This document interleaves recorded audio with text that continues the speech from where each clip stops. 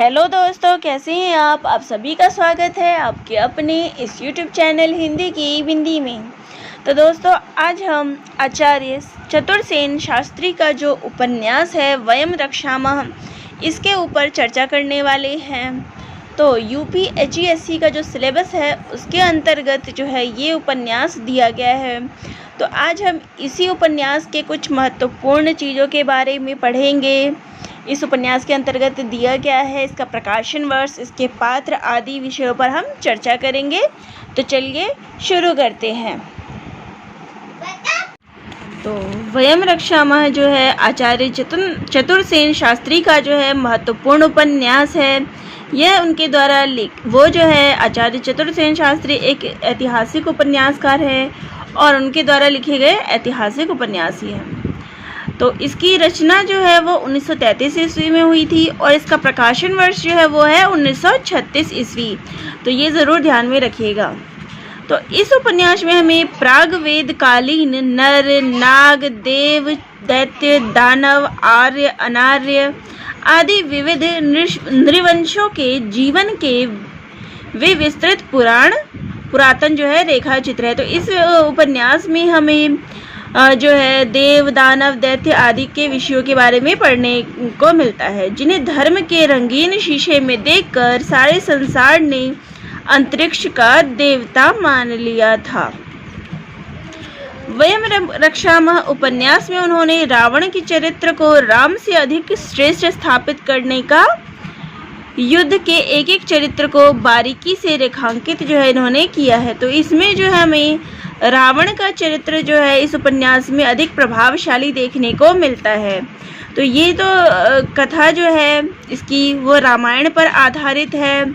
यह उपन्यास रामायण की कथा पर आधारित है और इसमें जो है रावण को जो है ज़्यादा श्रेष्ठ कर दिखाया गया है। रावण का चरित्र जो है वो दिखाया गया है राम से अधिक श्रेष्ठ।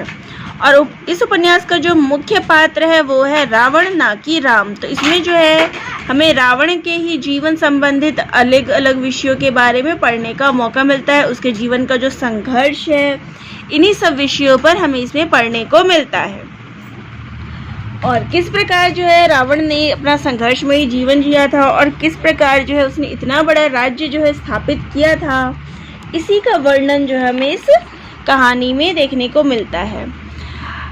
अब जो है बात करें अगर इसका नाम वयम रक्षामः क्यों पड़ा, तो एक छोटी सी है घटना, वही बात बता देती हूँ, बाद में हम जो है कथा सार पे आएंगे। तो रावण ने जो है दक्षिणायन की जो जातियाँ थी उन पर अपना अधिकार कर लिया था। वहाँ जाके वो छोटे छोटे जो भी राज्य थे उन पर अपना अधिकार करने चाहता था और जो लोग उन जातियों की उसने एक अलग से जो है जिनको वो रक्षा करके लाता था, जीत के लाता था, उनकी उसने अलग एक जाति, अलग एक नाम रख दिया था रक्ष, और उनको जो है अपने अधिकार में ले लेता था। उन दक्षिणायन के राज्यों पर अधिकार से युद्ध करता था।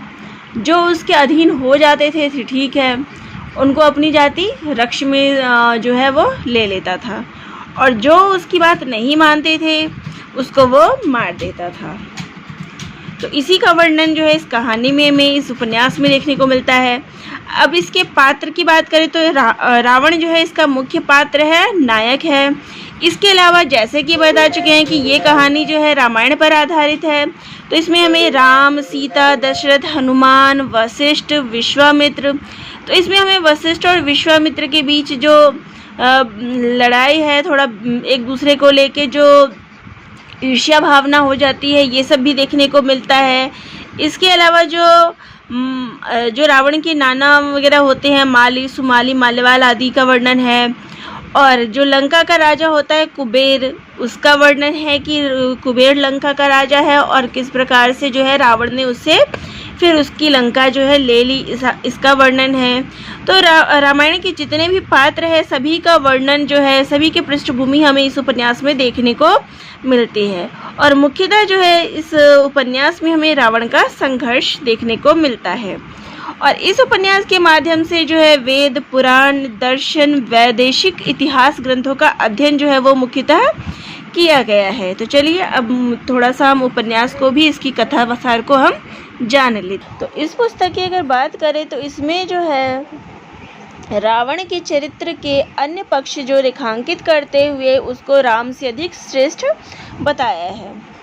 तो हिंदुस्तान की आर्य संस्कृति पर इस पुस्तक में कुछ इस तरह आचार्य चतुर्सेन प्रकाश डालते हैं। उन दिनों तक भारत के उत्तराखंड में से ही आर्यों के सूर्यमंडल और चंद्रमंडल दो राज समूह थे। दोनों मंडलों को मिलाकर जो है आर्यावर्त कहा जाता था। उन दिनों आर्यों में यह नियम प्रचलित था कि सामाजिक श्रृंखला भंग करने वालों को समाज बहिष्कृत कर दिया जाता था। दंडनीय जनों को जाति बहिष्कार के अतिरिक्त प्रायश्चित, जेल और जुर्माने, दंड आदि दिए जाते थे। यही बहिष्कृत जन जो होते थे वो दक्षिणायन में निष्कासित कर दिए जाते थे। तो जो उत्तरायण में जो उत्तर में जो आर्यावर्त थे, जो राज्य की मर्यादाएं वगैरह जो भंग कर देते थे, उनको जो है दक्षिणायन में भेज दिया जाता था।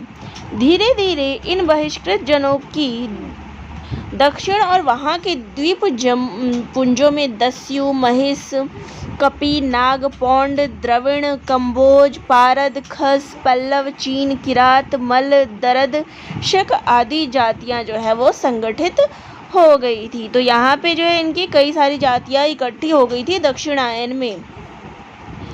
रावण ने दक्षिण को उत्तर से जोड़ने के लिए नई संस्कृति का प्रचार किया। उसने उसे रक्ष संस्कृति का नाम दिया। तो ये जो दक्षिण में जो लोग वहाँ इकट्ठे हो गए थे, संगठित हो गई थी जो अलग अलग जातियाँ, रावण ने उनको ही एक नई संस्कृति जो है बना दी, उसका नाम रक्ष संस्कृति कर दिया। रावण जब भगवान शिव की शरण में गया तो उसने कुछ इस तरह से बताया, हम रक्षा करते हैं, यही हमारी रक्ष संस्कृति है। तो वयम रक्षामः यानी कि हम रक्षा करते हैं। यहाँ पे इसी का नाम जो है वो इसी वजह से इसका नाम वयम रक्षामः पड़ा है, यानी कि हम रक्षा करते हैं। आप देवाधिदेव हैं। आप देखते हैं कि आर्यों ने आदित्यों से पृथक होकर भारत खंड में आर्यावर्त बना लिया है। वे निरंतर आर्यजनों को बहिष्कृत कर दक्षिणायन में भेजते रहते हैं। दक्षिणायन में इन बहिष्कृत वेद विहीन व्रात्यों के अन्य जनपद स्थापित हो गए हैं। फिर भारतीय सागर के दक्षिण तट पर अनगिनत द्वीप समूह हैं, जहाँ सब आर्य, अनार्य, आगत, समागत, देव, यक्ष, पितर, नाग, दैत्य, दानव, असुर परस्पर वैवाहिक संबंध करते रहते हैं। फिर भी सबकी संस्कृति भिन्न है, परंतु हमारा सभी का एक ही निर्वंश है और हम सब परस्पर दायाद बांधव हैं। मैं चाहता हूँ कि मेरी रक्ष संस्कृति में भी सभी का समावेश हो, सभी की रक्षा हो। तो इसी के लिए उसने जो है एक रक्ष संस्कृति बना दी थी। इसी से मैंने वेद का नया संस्करण किया है और उसमें मैंने सभी दैत्य दानवों की रीति परंपराओं को भी समावेशित किया है, जिससे हमारा सारा ही निर्वंश एक वर्ग और एक संस्कृति के अंतर्गत वृद्धिगत हो। आप देखते हैं कि गत 100 वर्षों में 13 देवासुर संग्राम हो चुके, जिनमें इन बस दायाद बांधवों ने आपस लड़कर अपना ही रक्त बहाया। विष्णु ने दैत्यों से कितने छल किए। देवगण अब भी अनीति करते हैं। काश्यप सागर तट की सारी दैत्य भूमि आदित्यों ने छलबद्ध से छीनी है। अब सुन रहा हूँ कि देवराज इन 14वें देवासुर संग्राम की योजना बना रहा है। ये सब संघर्ष तथा युद्ध तभी रोके जा सकते हैं जब सारा निर्वंश एक संस्कृति के अधीन हो। इसलिए मैंने अपनी वह रक्ष संस्कृति प्रतिष्ठित की है। तो यहाँ पे रावण जो है वो शंकर जी के पास गए थे, शिव जी के पास गए थे और वहाँ उन्होंने जो है इस प्रकार से अपनी बात रखी कि आर्यावर्त जो है उन्होंने अपनी एक संस्कृति बना रखी है और बाकी जो उनके राज्य के लोग हैं उनको वहाँ से निकाल के दक्षिणायन में भेजते जा रहे हैं। अब उन लोगों के लिए जो है मैंने एक अलग से संस्कृति बना ली है, वो रक्ष संस्कृति मैंने प्रतिष्ठित कर दी है। आचार्य चतुर्सेन उस उपन्यास में आगे लिखते हैं कि रावण ने उत्तर भारत में अपने 2 सैन्य सन्निवेश स्थापित किए, पहला दंडकारण्य में और दूसरा नैमिषारण्य में। दंडकारण्य का राज्य अपनी बहन शूर्पणखा को दिया। उसे वहां अपने मौसी के बेटे खर और सेना नायक दूषण को 14,000 सुभट राक्षस देकर उसकी सेवा भेज दी। दंडकारण्य में राक्षसों का एक प्रकार से अच्छी तरह प्रवेश हो गया तथा भारत का दक्षिण तट भी उसकी रक्षा के लिए सुरक्षित हो गया। लंका में कुबेर को भगा देने के बाद बहुत सारे यक्ष यक्षिणी वहीं रुक गए। ताड़का भी एक यक्षिणी थी। उसने रक्ष संस्कृति स्वीकार कर ली। उसने रावण से कहा, हे रक्षराज, आप अनुमति दे तो मैं आपकी योजना पूर्ति में सहायता करूं। आप मेरी बातें ध्यानपूर्वक सुनिए। मेरे पिता सुकेतु यक्ष महाप्रतापी था। भरतखंड में नैमिषारण्य में उसका राज्य था। उसने मुझे सब शस्त्र शास्त्रों की पुरुषोचित शिक्षा दी थी और मेरा विवाह धर्मात्मा जंभ के पुत्र सुंद से कर दिया था, जिसे उस पाखंडी ऋषि अगस्त्य ने मार डाला। अब उस वैर को हृदय में रख मैं अपने पुत्र को ले जा रही हूँ। जो सत्य ही आप आर्यावर्त पर अभियान करना चाहते हैं तो मुझे और मेरे पुत्र मारीच को कुछ राक्षस सुभट देकर नैमिषारण्य भेज दीजिए, जिससे समय आने पर हम आपकी सेवा कर सकें। वहाँ हमारे इष्ट मित्र संबंधी सहायक बहुत है, जो सभी राक्षस धर्म स्वीकार कर लेंगे। तो रावण ने ताड़का की यह बात मान ली। उसने राक्षस भट्टों का एक अच्छा दल दिया, जिसका सेनानायक उसी के पुत्र मारीच को तथा सुबाहु राक्षस को उसका साथी बनाकर नैमिषारण्य भेज दिया। जो है इस उपन्यास में हमें जो कुबेर की कहानी है वो भी देखने को मिलती है कि कुबेर के पास जो है लंका जो था वो कुबेर के पास था। वो किस प्रकार से जो है रावण ने जो है किस प्रकार से वह अपने पास ले लिया, लंका किस प्रकार से कुबेर ने ले लिया, इसका वर्णन भी हमें इस उपन्यास में जो है देखने को मिलता है। नाना माली सुमाली वगैरह थे, उनकी कहानी भी हमें इसमें मिलती है। वशिष्ठ और विश्वामित्र के बीच जो है वो मतभेद था। दोनों आर्य थे और दोनों ही में इस बातों को लेके जो है मतभेद चलता था। दोनों जो है आर्यावर्त में थे, अलग अलग जो है उनके बीच मतभेद चलता था। तो इसका वर्णन भी हमें इस उपन्यास में जो है देखने को मिलता है।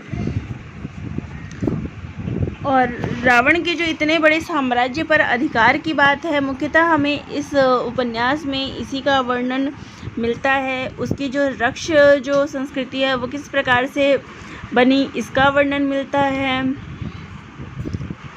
और इस प्रसंग में मैंने आपको यहाँ एक ये भी दिखाया था कि रावण जो है किस प्रकार से वहाँ पे गया और उसने जो है अपनी शस्त्र जो है शिव से किस प्रकार ले लिया, इसका वर्णन है। तो यहाँ पर जो है जब तक आप इस उपन्यास को नहीं पढ़ेंगे तब तक आपको इसके बारे में नहीं पता चलेगा। इसके अलावा देवी पार्वती और शिवजी का प्रसंग है जो काफ़ी बड़ा है और रोचक भी है। तो जब आप उपन्यास पढ़ेंगे तभी आपको इन सब बातों की जानकारी होगी।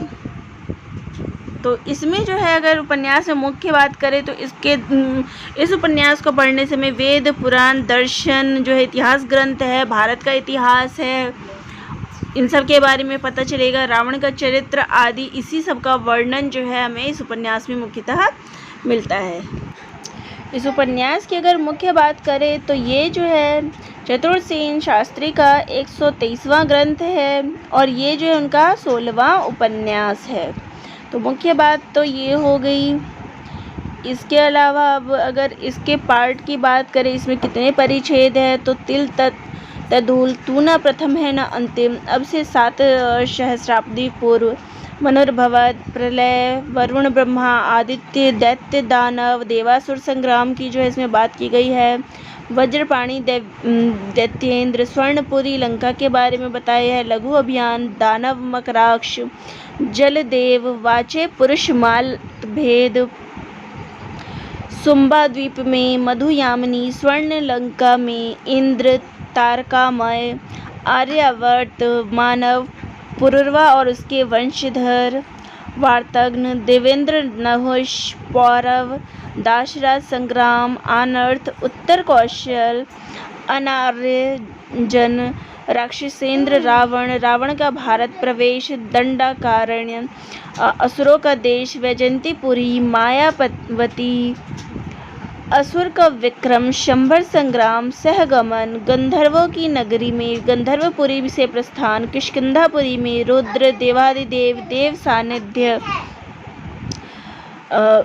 गुह्याद गृहतमम, लिंग पूजा, माया नगर का वर्ष नक्षत्र, श्रेय और प्रेय, आहोर तल्पम, राजकुल का दूषण, निकुंभला यज्ञागार, अंतपुर में शूर्पणखा, विद्युजिह्व, मातृवध, प्रतिगमन, यमजिह्वा, अश्मपुरी का युद्ध, वशिष्ठ विश्वामित्र है यह, कार्तवीर्य, सहस्रार्जुन, माहिष्मति का युद्ध, रावण की मुक्ति, मधुपुरी में आर्यावर्त में प्रवेश, धनुष यज्ञ, सार्वभौम रावण, उरपुर, सारस्वत मंदिर, अमरावती में लंका की ओर, रंग में भंग, सुभट वट, रत्नकूप द्वीप, राम, मंथरा का कूट तर्क, केतकई का हठी स्त्री हठ, वनगमन, हरण, जटायु का आत्मयज्ञ, अशोक वन में वारवेश में इंद्रमोचन,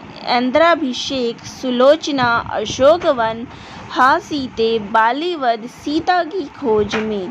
तो यहाँ तक जो है इस उपन्यास में हमें दिया गया है, विस्तार पूर्वक जो है इसमें ये दिया गया है।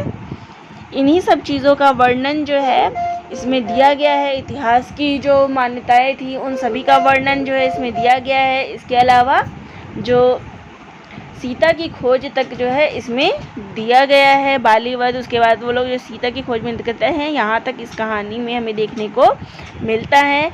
और पूरी तरीके से जो रावण की जो गाथा है उसका वर्णन, उसका जो रक्षा नीति है इसका वर्णन हमें इस उपन्यास में देखने को मिलता है।